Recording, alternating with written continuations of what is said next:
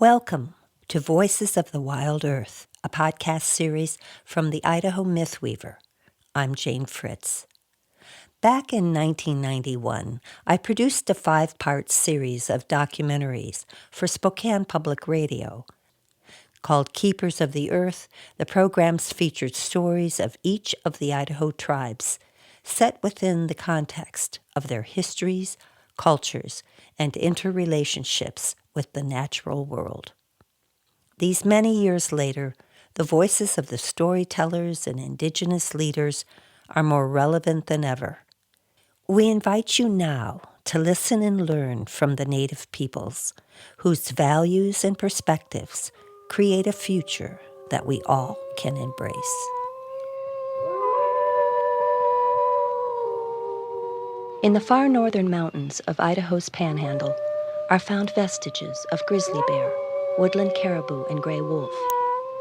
Animal species whose very existence has been threatened by civilization and which remains precarious today.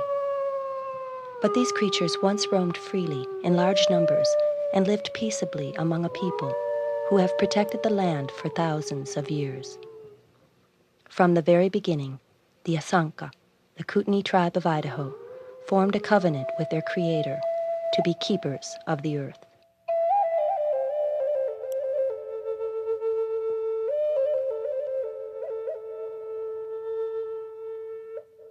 The Idaho Kootenai were the last Native Americans in the state to be acculturated into the modern world. Their leaders stubbornly refused to sign the 1855 Hellgate Treaty and be moved to the Flathead Reservation in Montana, wishing instead to remain along the Kootenai River, their homeland. This decision brought the small band of Indians to the brink of genocide. It took over 100 years for the United States government to formally recognize the small band of Idaho Kootenai.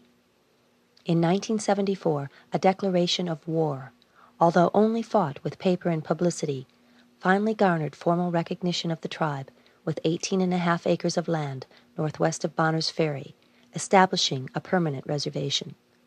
It was a far cry from the 128,000 acres sought, or the million-plus acres of Aboriginal territory. Although some tribal members had acquired land during the allotment period of the 1930s, 95% of it eventually was lost to non-Indian interests. Ron Abraham is vice chairman of the Tribal Council and natural resource specialist for the tribe. Through the years, we have lost lands through airship and people that are not connected with the Kootenai tribe of Idaho acquiring these lands. We have bought back some of those properties and we have put them under the tribe's name.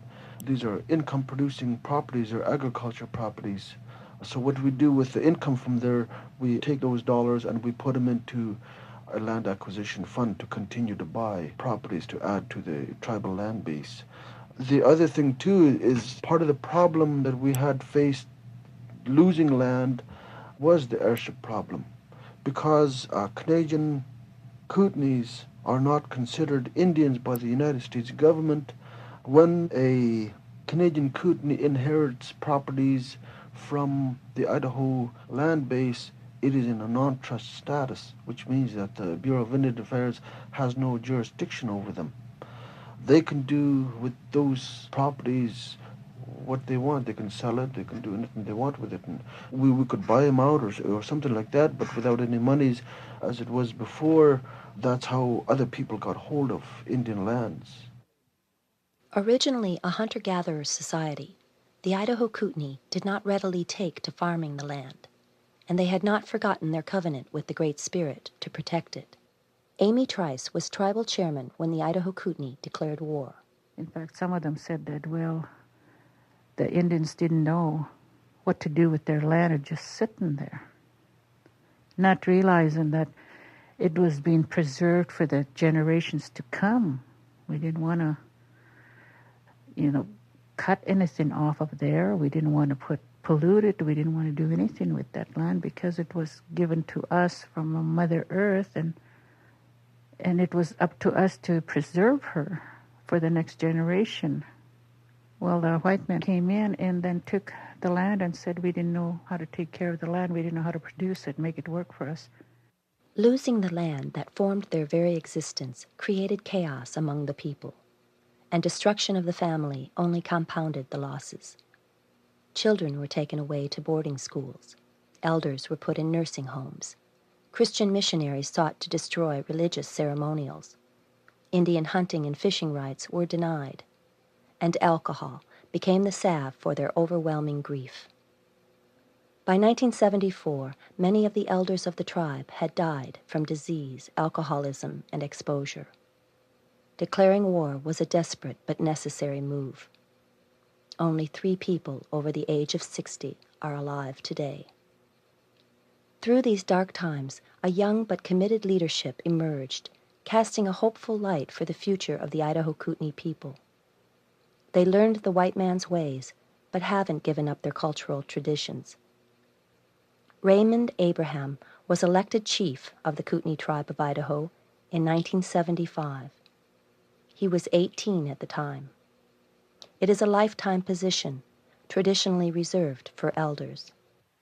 Chief Abraham remembers the story about the Kootenai people being put on the earth to protect it, a spiritual covenant.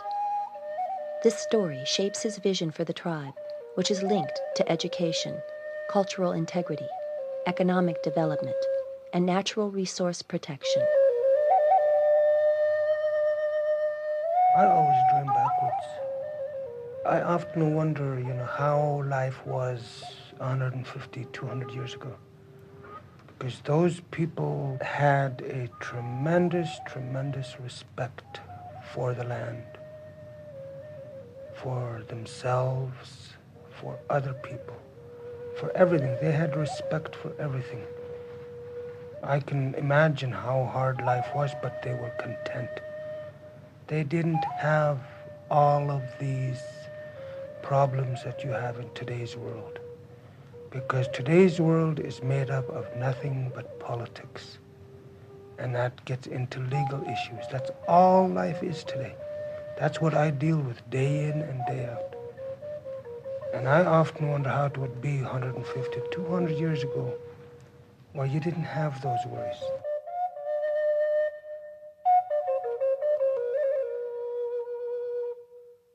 Basil White is the tribe's sub-chief, one of its few elders, and the tribal historian.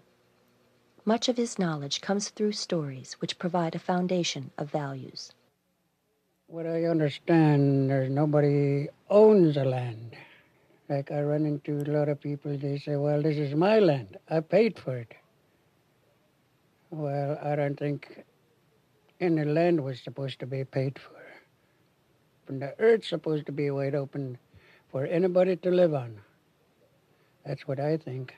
The way I understand, long ago, there was nothing but animals on this earth. The Creator created them and he just left them on earth. And it was just open. They can fly anywhere they want. They can go any place they want. So that's the way it's supposed to be right now. Basil admits the humor and richness of his grandmother's stories lose something in translation from the Kootenai language, but they're still important to share.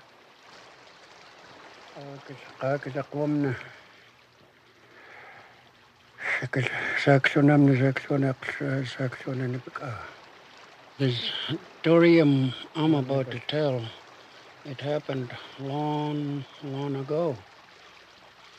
It was told by my grandma, and I had it in mind all this time. It was just nothing but animals in this world.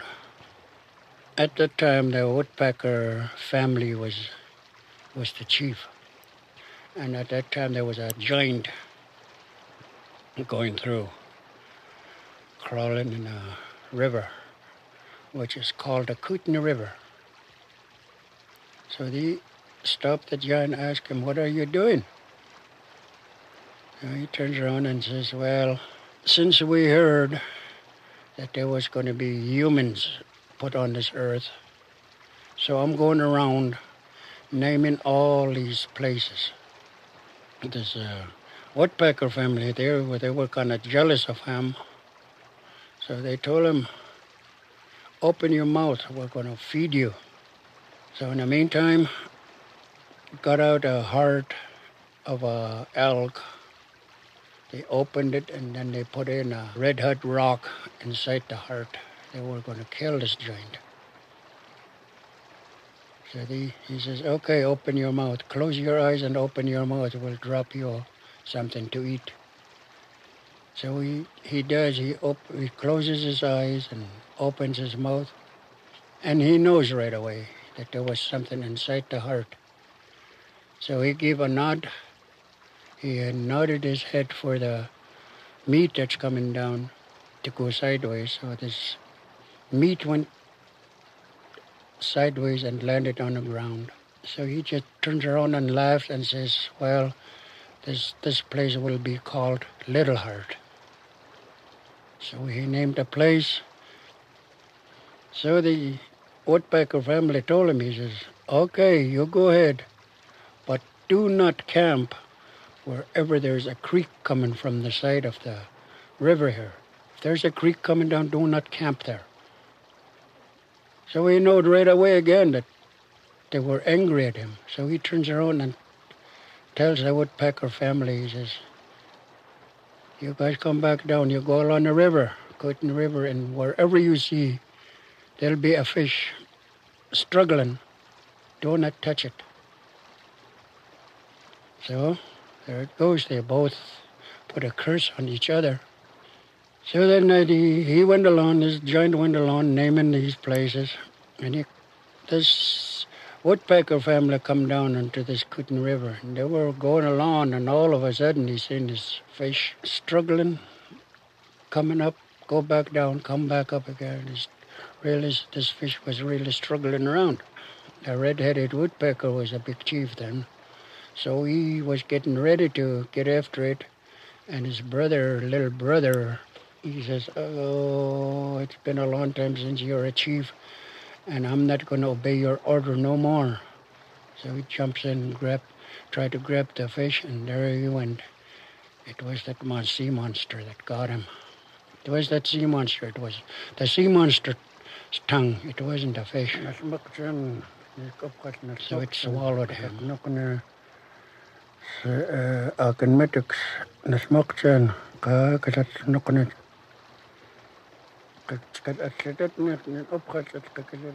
That woodpecker chief had to do something about this sea monster, but that's another story. Every story, like the great Kootenai River, meanders and flows this way and that, usually without an ending. The stories are not something passively experienced, but are alive and moving within the people. Cultural anthropologist Rodney Fry. As a story unfolds, the listeners are within the story in the same way they're within that landscape or interacting with that animal. There really is, through the imagination, little distinction. When you tell the story, you are in the creation time. When you're within the storytelling, you are interacting with an animal. And to differentiate them from an actual place, from a storytelling place, is difficult to do. When we read about something or experience it through the eye of a camera, a television, a photograph, there's a sense of distance, of estrangement, that in the storytelling cannot occur because you are there. You witness the mythical beings. You witness the animals and the fishes as if for the first time. His grandfather's stories of the animal people, told and retold word for word, have stayed with Ron Abraham all his life. I think it got me to where my mind started wandering into these mountains, and I could see the animals doing the things that he was telling within the story. They said the animals could talk, and now when I go hunting, I sit there and I listen to those animals talk. The animals talk in a certain language by, different types of chirps or howl or a grunt or something like that. It was their way of saying, certain things, maybe dangers here or different things. Just like the squirrel, we call the squirrel the snitch of the woods, because you can't be walking through quiet as a mouse and all of a sudden a squirrel will start chirping, and he told everybody within a mile around that you're around. The stories of the animal people gave the Indian knowledge of what to know and what values to live. Amy Trice. There was always a moral to the story.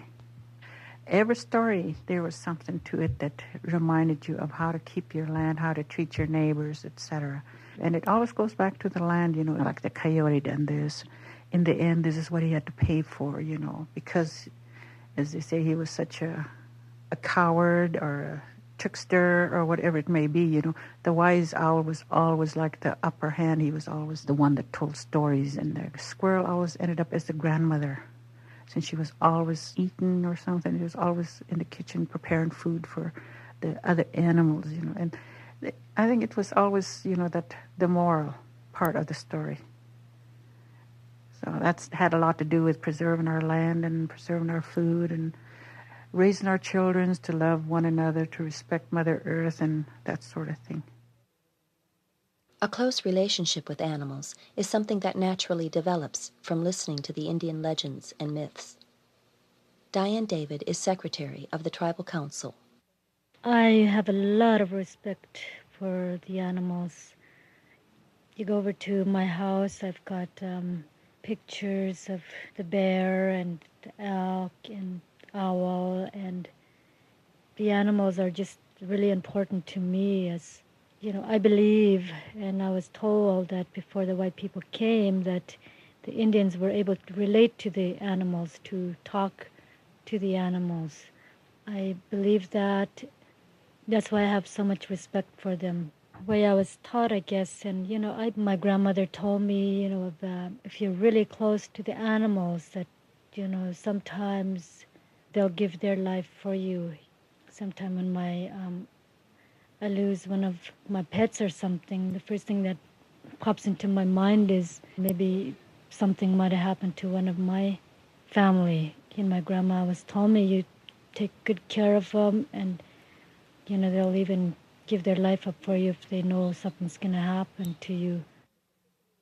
Before the tribe was officially recognized by federal and state agencies 17 years ago, to go hunting and fishing in traditional areas sometimes constituted a considerable risk. Diane David was a teenager in 1976 when she was arrested for hunting deer on property that was in traditional Kootenai territory. Diane hunted for her family's survival. Her case, judged by the Idaho Supreme Court, assured that the Kootenai Tribe of Idaho receive hunting, fishing, and gathering rights on ceded lands as beneficiaries of the Hellgate Treaty. These rights extend to any season. Diane still hunts for deer and begins each hunt with a sacred song. She remembers the story her grandmother told.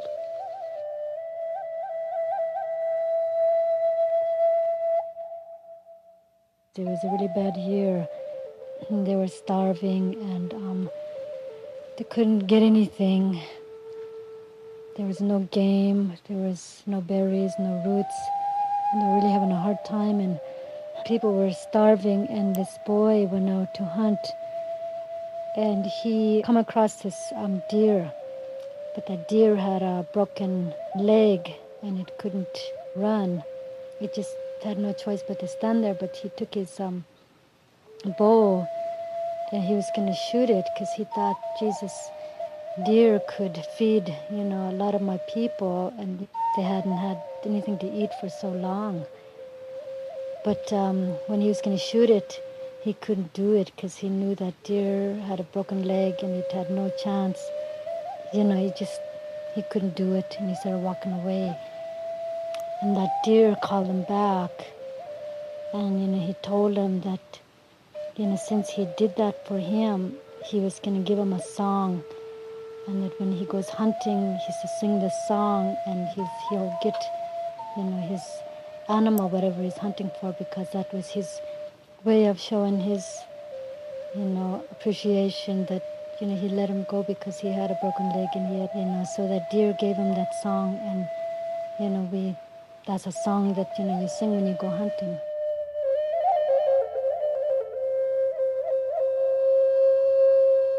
Killing deer, moose, and elk for survival is still practiced among Indian hunters today.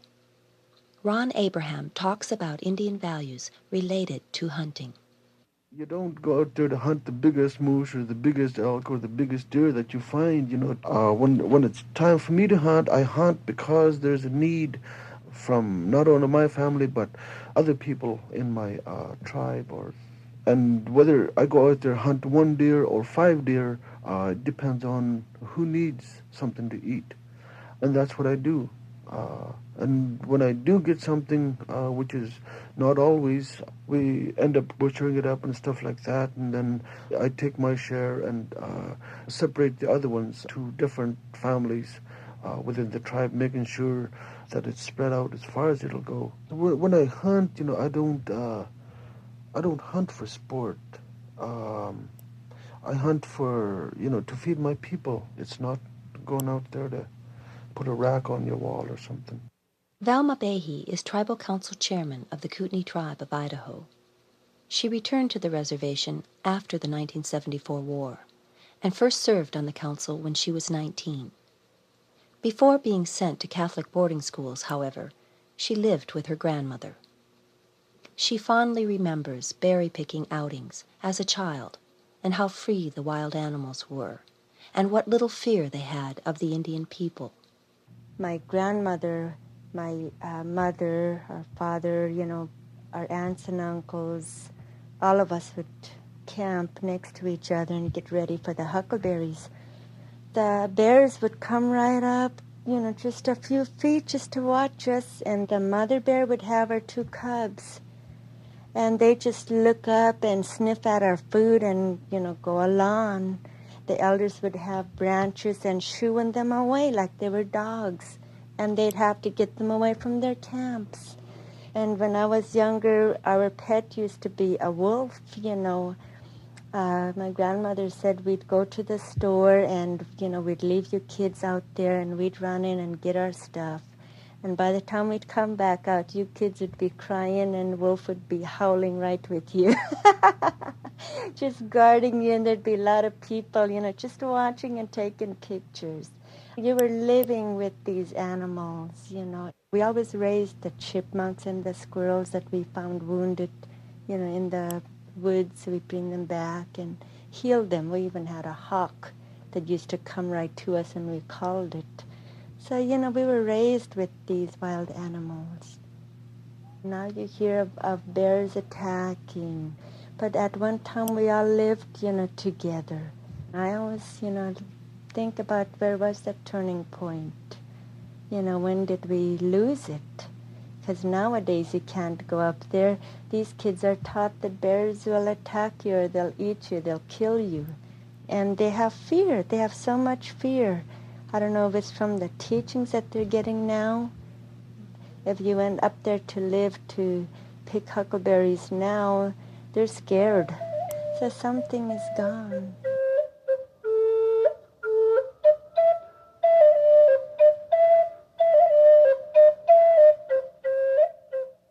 But the Kootenai covenant with the Creator remains strong. They have not abandoned their homeland, and now they are working hard to restore it in whatever way they can. They are attempting to reacquire their tribal lands and have invested in non-polluting industries such as tourism, with the completion of the Kootenai River Inn, a motel wholly owned by the tribe. They have also embarked on a joint project with the Northwest Power Planning Council and other entities to revive the nearly extinct white sturgeon population in the Kootenai River. Gary Aiken is the proposed Sturgeon Hatchery Tribal Manager and the first college graduate of the tribe. I've seen this river in many good years. I first started going on because I wanted to see the trout and the kokanee and all the rest of the fish, the ling, go in. But in order to get our hatchery started in the first place, the sturgeon was high priority because they quit spawning. And all the rest of the fish are doing the same thing because the river has been going downhill ever since that dam's been put in. And the ones that they recognize the most is the sturgeon. So we'll have to go with the sturgeon to start with. But my plans are to keep on going with the rest of the fish. Gary works cooperatively with state and federal agencies to mitigate the negative impacts of Montana's Libby Dam. He has a special relationship with the fish, treating them more like family, and is dedicated to restoring the health of the river, which will ensure the survival of the fish and his tribe. We've been living by this river all these years, and it's been flooding us and stuff. Maybe the dams helped us on that. We don't have the floods anymore, but we're going to try to preserve that river, because a lot of rivers below dams have turned out to be just a waste. I've heard stories about people going out and living off of the ling during the wintertime and ice fishing for the ling, and that was an important food source, and now you can't even catch one. Like the wild animals of the Panhandle Mountains, the Kootenai Indians belong to this land. And despite their small numbers, 120 tribal members, with 68 living on the Bonners Ferry Reservation, and despite their losses, one thing that can't be taken away is the way they feel in their hearts. Ron Abraham. Even though these lands are owned by thousands of owners and government and things like that, to me it's still Kootenai territory. In a sense, and I guess that sense to me comes from my heart. These mountains have moved, these rivers haven't moved, there's been alterations, but still, to me, it's Kootenai territory. That place is still there. You go down the river, 10,000 years from now, you'd reach the same spot. You can almost see where they travel. You stand on a mountaintop, you can almost see the routes that they travel and the reason why they traveled there. To go to a certain spot to fish, to go to a certain spot to hunt, and why they traveled there at a certain time of the season. There was a different reason for why they did things. And when I stand on top of these mountaintops, I sit there sometimes and I watch them do that, and it's a wonderful feeling. And to me, in a sense, I'm still doing that too.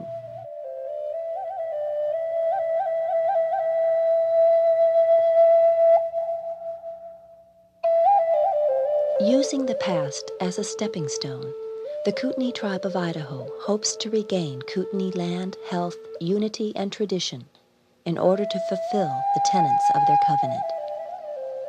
But what does it mean to a people who once had this land and then had it taken away? Velma Behe answers philosophically. It doesn't mean anything to me. What I was taught, nothing here on earth is going to be yours anyway. When you leave, you're going to leave the same way you came in, and that's with nothing. I feel that when Indian people were put on here first and had everything taken away, I don't know if that's a plan of the Great Spirit, for us. I don't know, what's going to be coming in the future, but I believe that we're pretty strong. We respect our Mother Earth and our Father Sky, and the world around us. And I feel that if we live in the harmony, that, everything will be given back. We won't have to do any fighting, with paper or anything. I mean, it's going to be given back the way it was taken away. In the end, we'll eventually have everything that we lost.